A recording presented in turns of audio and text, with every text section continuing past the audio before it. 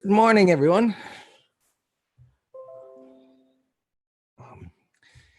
So, wackadoo market here. I don't know what else to call it. I call it Mr. Schizophrenic. Um, yesterday it did the somewhat unbelievable to come back with such a large gap. The NASDAQ was over a 2% gap, which is unusual historically to gap that big. And when it does, it usually doesn't come all the way back to recover as it did. Well, it did that. It did that yesterday, and it was impressive. And all the markets came back, and a lot of stocks came back, which of course leads us to a belief or bias that, a low is in place. And maybe there is. But, we have some pretty fundamental or foundational guidelines as to what should happen after certain events. And so, what's an event? Well, this is an event, wide range bar, coming out of this little some minor consolidation. What should happen after that? Consolidation up near the upper 50%. It's not supposed to go all the way down and close below the low the next day. Well, it did that. Well, that's another event. That's a 2-bar event versus a 1-bar event. Excuse me. And so what happens there? Well, it's supposed to consolidate, and it's in an uptrend. So we give the benefit of the doubt to the trend, and we wait to see what's going to happen, whether, this 2-bar event's going to lead to lower prices. Well, it a little bit lower prices, buyers stepped on the dip in the recovery, right? And back up we went. So at the end of last week, we had a 3-bar event, meaning prices had gapped higher that Wednesday, and then we had the Fed comments, and the market sold off, and they continued down Thursday into support, and they gapped up and they rallied up into the high of the day on Friday and closed that way. So there's a 3-bar event. That 3-bar event says prices should go higher, possibly consolidate for a day or so, and then continue to push up. Not Mr. Schizophrenic. No. It gaps down over 2% into support, and the buyers show up again throughout the day. And after jiggling around a little bit, up into the prior day's low and closing that way. Well, what happens after that event? Well, wide range bars, same thing. Factory work. Stay in the upper 50%. Ideally in the upper third, maybe a consolidation day, go sideways for a while, and this whippy price action, you can see much more clearly on the hourly chart, this whippy price action has to tighten up before it can go higher. When you get range expansion like this and overlapping bars and tails, that communicates uncertainty. Now, okay, that we know. But we've got this big reversal bar. So it's supposed to stay in the upper half and consolidate. And then after a few days, it's supposed to go up because it's in an uptrend. What's happening? It's down here. When I got ready this morning, it was down around 188. This is an erroneous tick, this big long bar, but it's heading back down toward the lows of the big bar, 187.58. You could see where my mouse pointer is.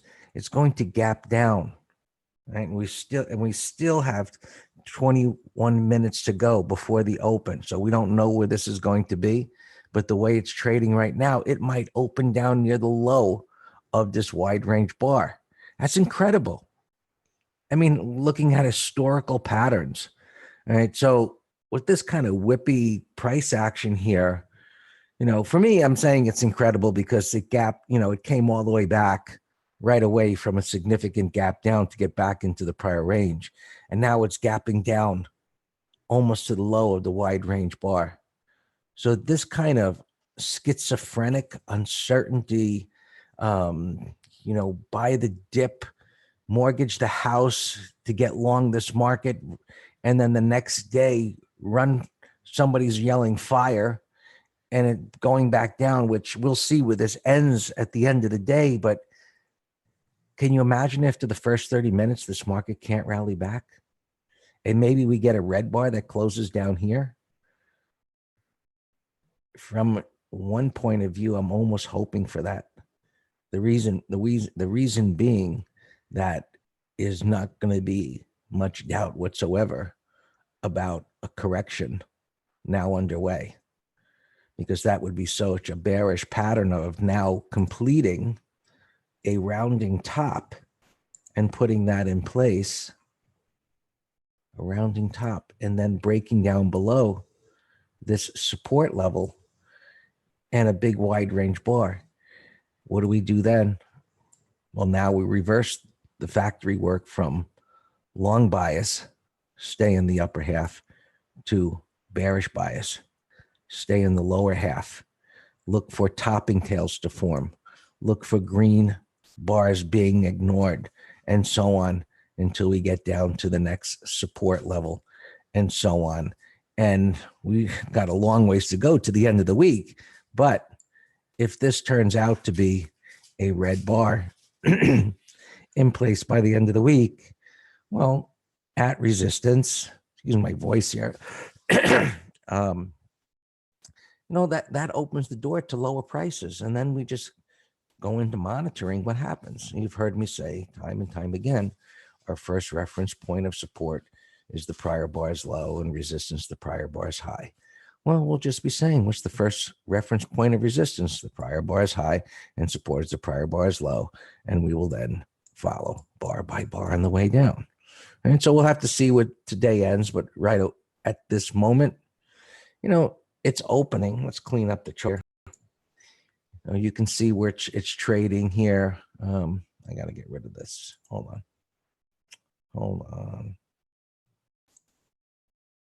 Okay.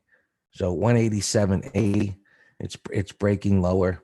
And I'm just curious to look at the 5-minute for a second here.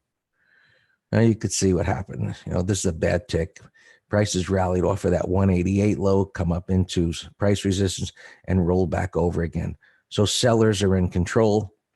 They stepped up where they should, based on a high probability area where they could take control, and they did, drove it back down to 187.60-ish. And we'll see opening up down here. That's going to be pretty negative to negate such a wide range green bar, such as this looks like it's in the process of doing right now.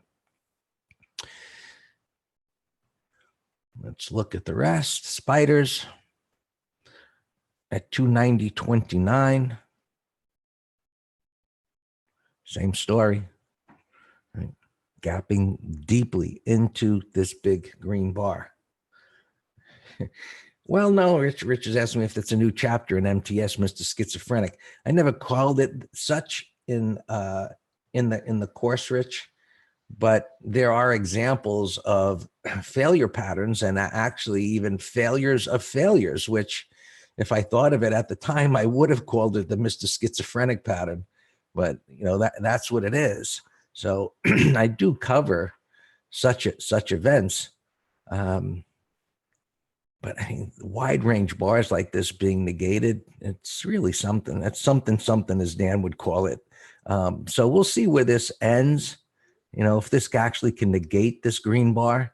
But look at what happened here. I mean, this negated it, and 4 or 5 days later, it recovered. So look, we have to respect the bullishness of this market and its undeniable ability to recover and shake off some of the most bearish patterns. Now, we still have to see where this is going to end by the end of today. But so far, I mean, we know that buyers are caught here. And what are they going to do? They have to commit more money to hold it here. And so the thing to do is to wait 5 minutes, right? Waiting 5 minutes on the gap down yesterday for longs was the proper thing to do. We know what disaster type gaps, it's either a 5-minute low or a 30-minute low. Prices never broke the 5-minute low. They held, chopped around, and then the prices rallied. So now, we start doing the same thing again. with this gap down, what's going to happen on the 5-minute low or 30-minute low? And, step by step, bar by bar, we'll reassess what's going to happen.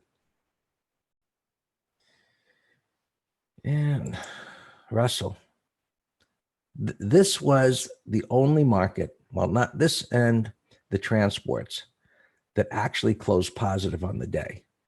As far as everything else that came back, they were slightly negative. Impressive recoveries. But the Russell actually got above the prior day's closing price and closed slightly positive. So this is a kind of a crazy pattern in of itself. The gap down wasn't that significant, and this was the most bullish pattern coming into Monday. But now to engulf that green bar and close above it, and this is the least of the gap downs that are negating that bar, but 159.40. I mean, it's still below the halfway mark, so it needs to recover and recover fast. That's a pretty significant gap down. It's on the edge. It's not down at a level like this, like the other markets, but this one has shown some relative strength of late, so it continues to here. Continued weakness in the first half hour should bring in more sellers. So that's one of the things we'll be looking for. Transports. They don't trade too much pre-market, so I'm not sure where this is at here. I imagine it's lower, but we'll see. We'll see where this opens. Really, it's nothing here, so I'm not sure what's going on with there. Mid cap didn't come back to close positive, what the Russell did, but still an impressive reversal. They're all over the place yesterday. Impressive wide range reversals, but look at the ranges here. Look at how it was going up here. Now, there's a lot of gaps in this, granted. There's some tails, but can you see the difference between here and here, where the ranges are expanding and not only the range of the bars, the range of the base is expanding. So the volatility is expanding, range expansion, and this communicates uncertainty. Almost, I guess, schizophrenic is the right name. If to be gapping down under support or to support, going down, coming all the way back again, and gapping down to the low, coming back again, and now gapping down again. It's so far as to me to use the word retarded. Sorry, but this kind of price action is just wild. But whenever I see this, I know that it has to tighten up before something meaningful happens. And that's what I said yesterday in the green room, is that, look, these ranges expanding like this, before we could really count on something of significant happens, this has to contract these ranges and tighten up. And it's like, that's the coiled spring, so to speak, of, okay, buyers and sellers have battled it out. They've pushed it to the point where there's no more room to back up, and somebody's got to throw in the towel. And so right now is just this wild price action. And what I say is, I said, keep your powder dry yesterday until this thing clears up. And at the end of the day yesterday, other than the big range, I said, well, it seems to be cleared up. Buyers stepped up in such a big way. Now can they hold prices in the upper third up here, or at least the upper half? And here they are, gapping down almost 350, well, 355-ish, 356. And that's a significant gap, into that green bar. So we need, buyers need a miracle here. Futures, they don't look the same, but you can see the whippy price action. And yesterday, up and down, and here they're moving lower. So patterns like this communicate to me, stay away. Go do something else. If this is all you have to trade, wait for things to tighten up, sit on your hands, or trade something else that there isn't this amount of uncertainty and erratic price action. Wait for it to get down here. See if, it begins to stabilize for buyers to step up again. But look at the weekly chart here. You can see the rounding top is in place, and we've still got 4 days to go. And so I have no idea where this is going to be at the end of the week. Neither do you. But you can see the look that it's taking on of moving lower, and it's right at price resistance, which makes sense. And so we'll see. Is it going down, or is it a time correction? Time will tell, right? If it can chop around here throughout this week and get into next week without significantly violating this area here, well, maybe things do set up to go higher. We need to see what's going to happen. Qs, same mess, right? Look at how tight the ranges are. Tight, wide, has to tighten up again. Higher, tight, tight, tight, tight. Range expansion, indicating the end of this move, not a trend change. The end of the move where momentum would slow. Momentum slows, and now it's getting crazy. Right? And big green bar Friday, down, whipping around. Wait for it to decisively break to the downside. Or if it can hold to here and tighten up, decisively break out to the upside. Or, if you're a day trader, trade in between. Right? So this is pretty much where prices were this morning when I started to see where things were. Now they're lower. So we've got the bottom of the range, the top of the range, and about the middle of the range. And right now, futures are heading back down to the bottom of the range.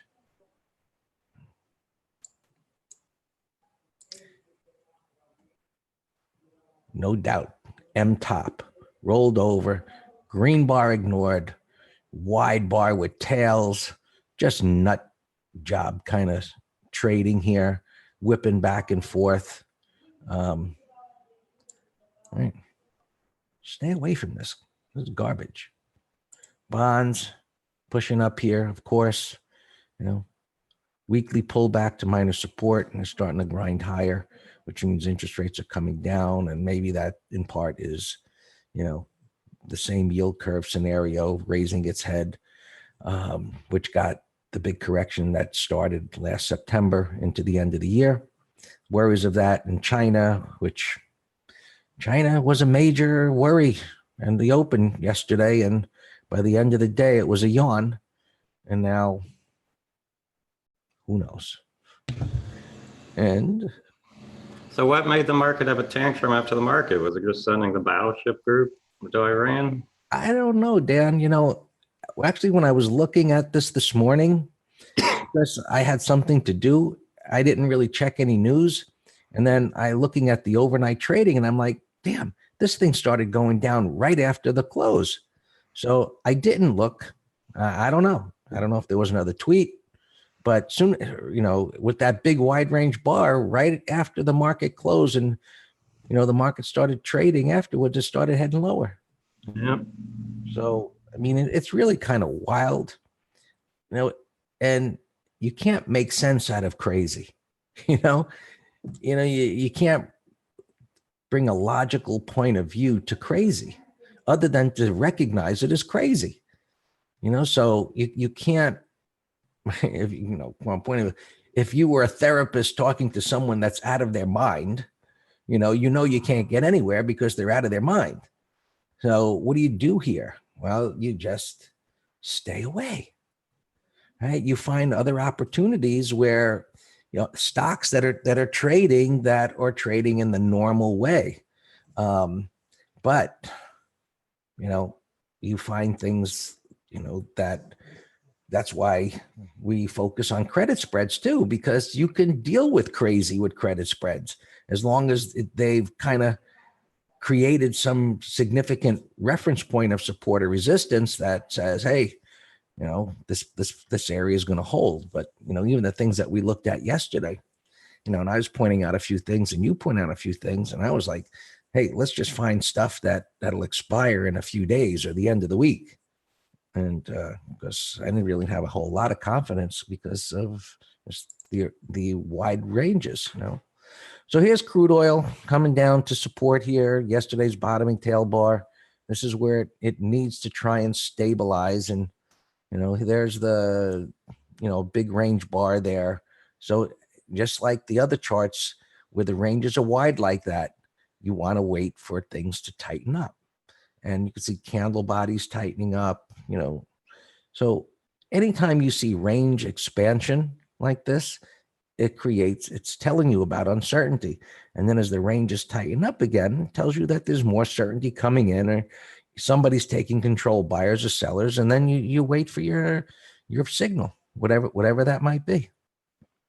And just looking at a few ETFs there, retailing, just crazy wild. I thought maybe that could break out and bring up the rear. That was the theme of this week for me, was bringing up the rear in what has underperformed, which is the Russell, the mid cap.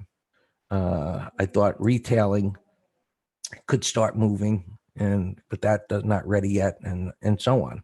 Financials that looked good, they still don't look bad, but what's going on here this morning?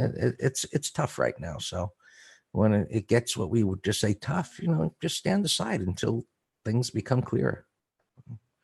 All yours, Dan. All right, thanks. Good morning.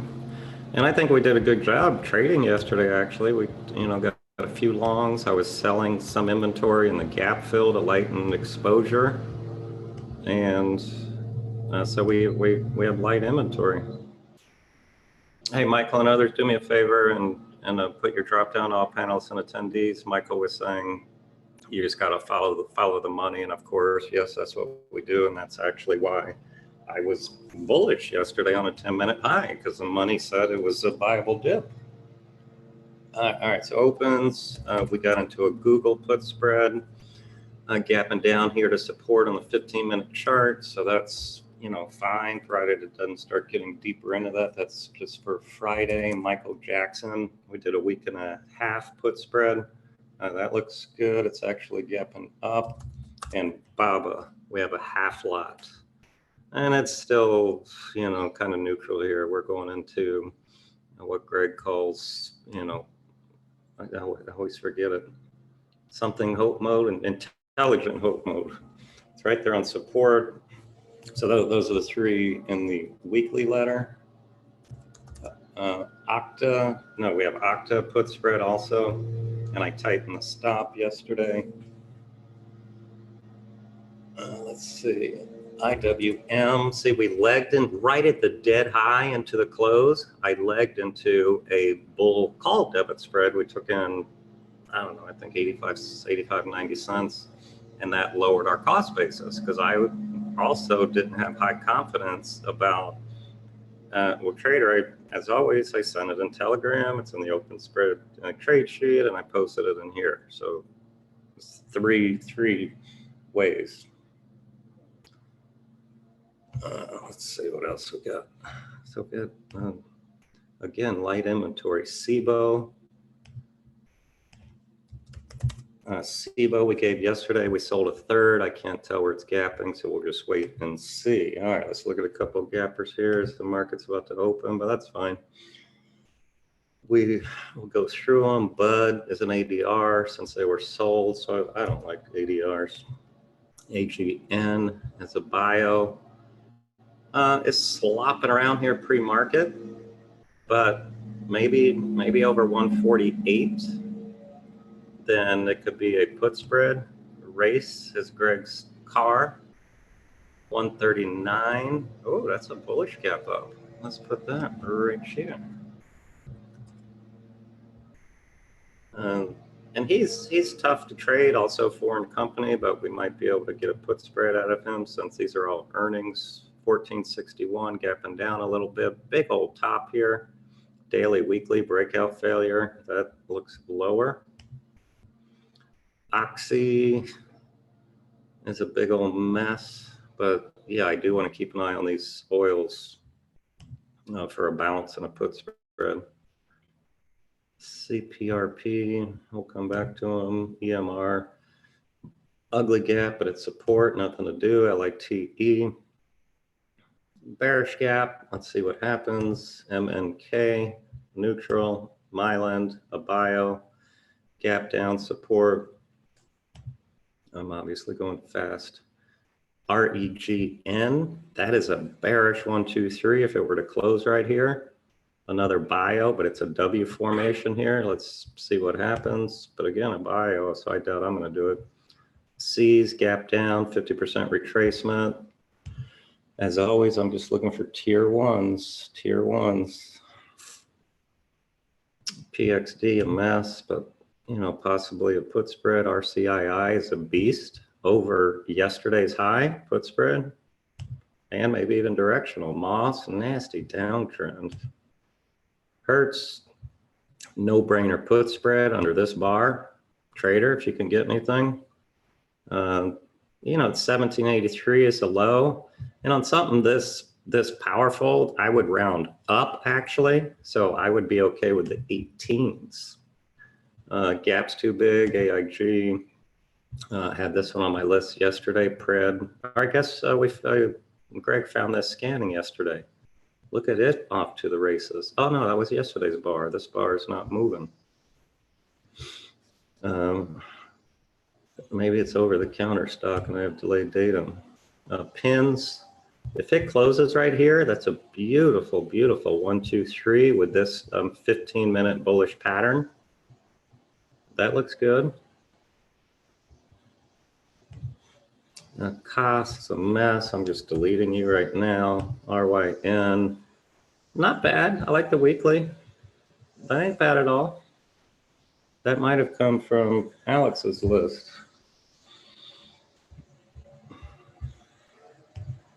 UCTT, it's a beast. I like the monthly. This monthly might go to 19, 20 bucks. So I like that one.